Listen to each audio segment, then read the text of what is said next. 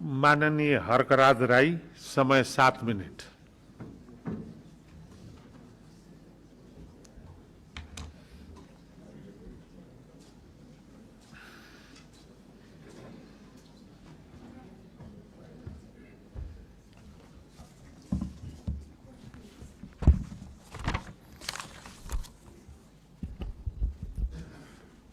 सम्माननीय सभामुख महोदय,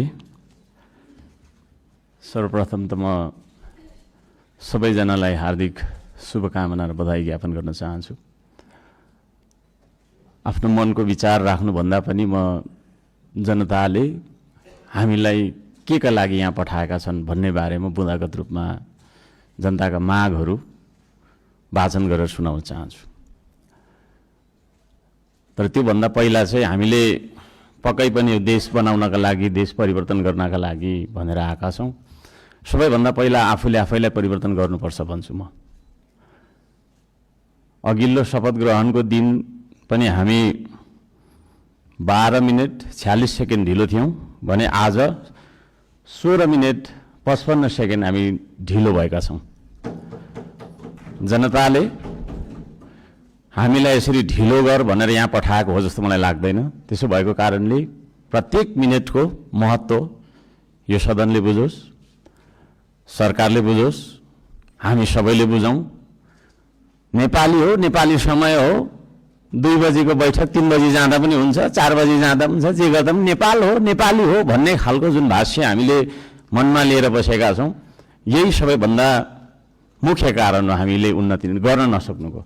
त्यसो भएको कारणले गर्दाखेरि सभामुख महोदय मार्फत म सम्पूर्ण सदन, सरकार सबैलाई ध्यान आकर्षण गराउन चाहन्छु। आउँदा दिनमा हामी बैठक सुरु हुनुभन्दा थोरैमा पनि 5 मिनट अगाडि उपस्थित हुनुपर्छ। म यो माग राख्न चाहन्छु। हामी विभेदको अन्त्य गर्छौँ भनेर यहाँ भनिरहेका छौँ। भर्खरै पनि पूर्ववक्ता माननीयज्यूहरूले थुप्रै कुराहरू राख्नुभयो, आफ्नो मनको कुराहरू।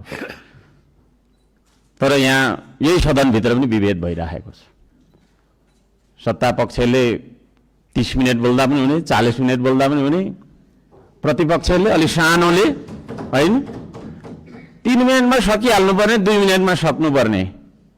हामी पनि जनताले चुनेर पठाएका जनमत प्राप्त जनप्रतिनिधि हौँ। त्यसो भएको कारणले गर्दाखेरि हामीले आफ्ना क्षेत्रका आवश्यकताहरू, आफ्ना तपाईँको चाहिँ के अरे मागहरू राख्नका लागि प्रशस्त समय दिनुपर्दछ। त्यो खालको सदन हामीले बनाएर हामीले त्यो खालको सदन अभ्यास गर्नुपर्दछ भन्ने माग राख्न चाहन्छु।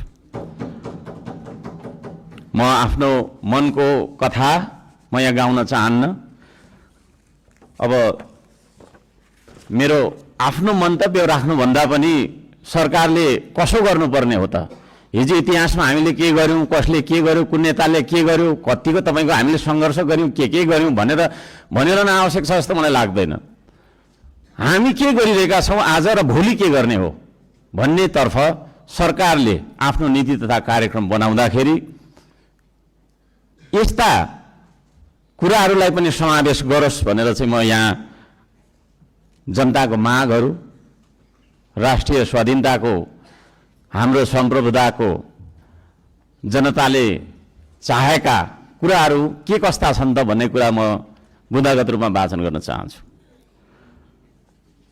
पृथ्वी रहन्जेलसम्म यो देश रहिरहनुपर्छ, हाम्रो देशको चन्द्र सूर्य अङ्कित झन्डा रहिरहनुपर्छ। त्यो मान्यता हामी राख्दछौँ। श्रम संस्कृति पार्टीले त्यो मान्यता राख्दछ। त्यसो भएको कारणले गर्दाखेरि देशको स्वाधीनता, भू राजनैतिक सन्तुलन र असंलग्न परराष्ट्र नीतिलाई बचाइराख्न सैन्य रणनीति उद्देश्यका साथ सुरु गरिएको असमान राष्ट्रघाती व्यापारिक सन्धि सम्झौता एमसीसीलाई खारेज गर्नुपर्दछ भनेर म माग गर्न चाहन्छु।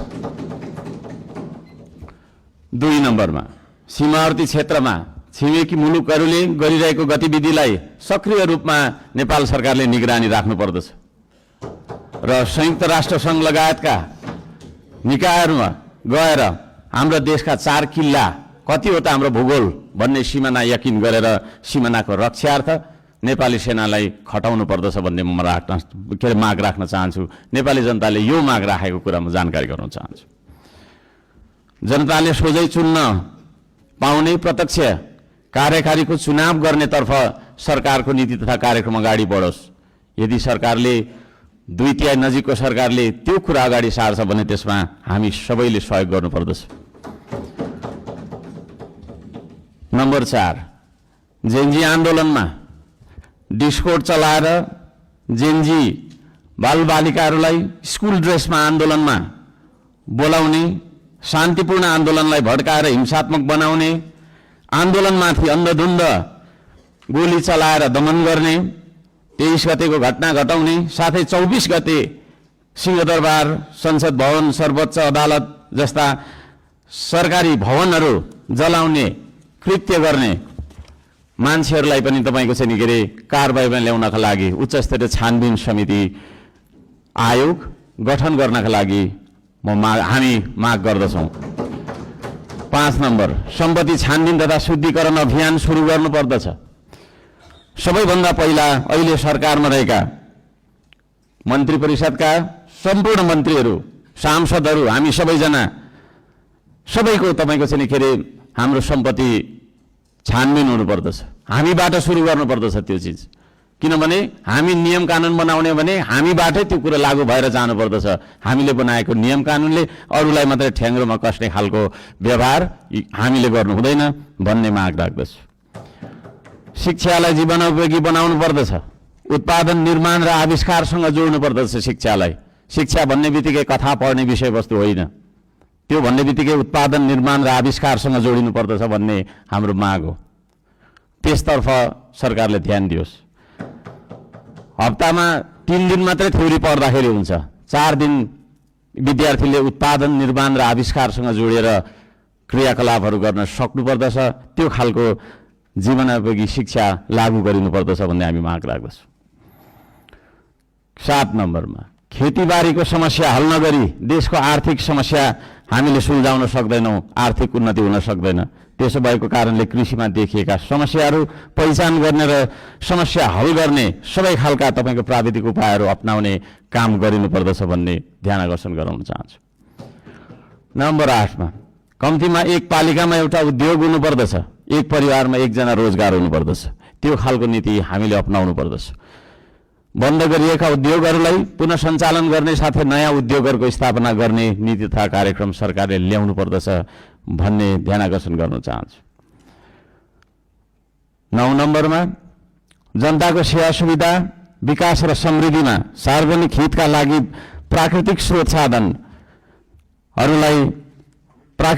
साधन ढुङ्गा, गिटी, माटो, खोला, नाला, खानी, खनिज, वन जङ्गल जस्ता स्रोत साधनका सदुपयोग गर्न पाउने गरी सहज किसिमको चाहिँ नियम कानुन बनाउनु पर्दछ।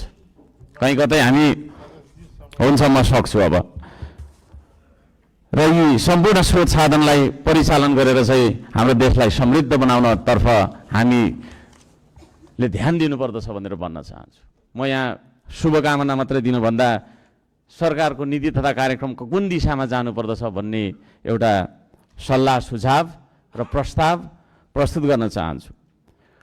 प्राकृतिक संरक्षण गर्नुपर्दछ, संस्कृतिको प्रवर्धन गर्ने र प्रवृत्तिको विकास गर्ने नीति सरकारले लियोस्।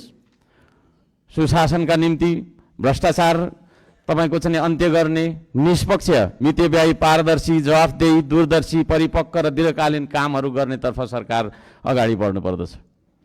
देशभरि शान्ति सुव्यवस्था कायम गर्नका लागि आवश्यक उपायहरू अपनाउन जरुरी छ। खाने पानी, स्वास्थ्य, शिक्षा, सडक, बिजुली बत्ती जस्ता आधारभूत आवश्यकताहरू परिपूर्ति गर्नतर्फ हाम्रो ध्यान जानुपर्दछ। राम्रोसँग अध्ययन नगरी हतार सरकारले ल्याएका कार्यक्रमहरू लागू गर्नु हुँदैन।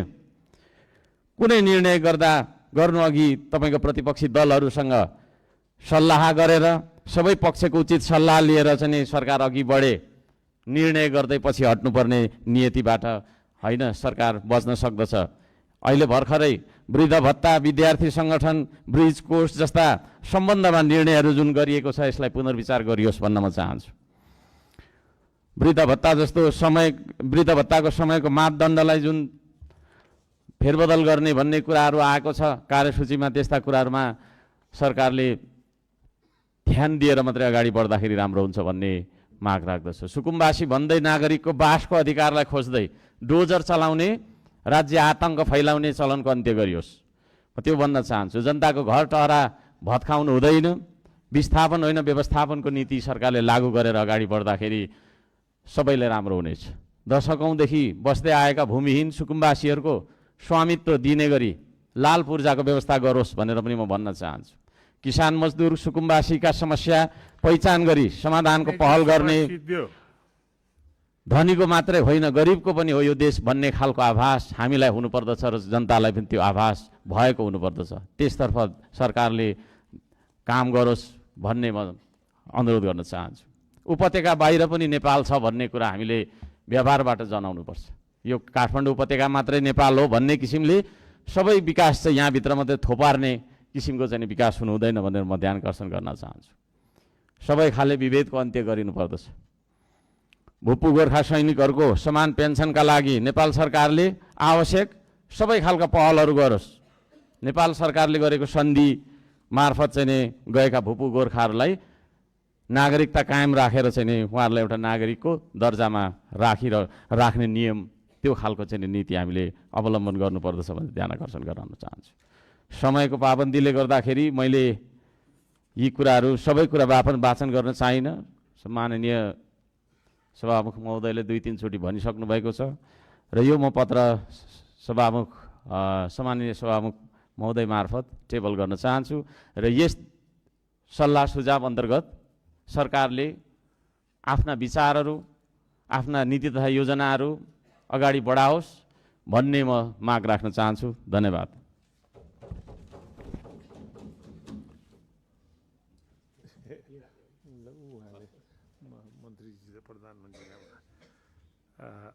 माननीय ज्ञानबहादुर शाही, समय 7 मिनट।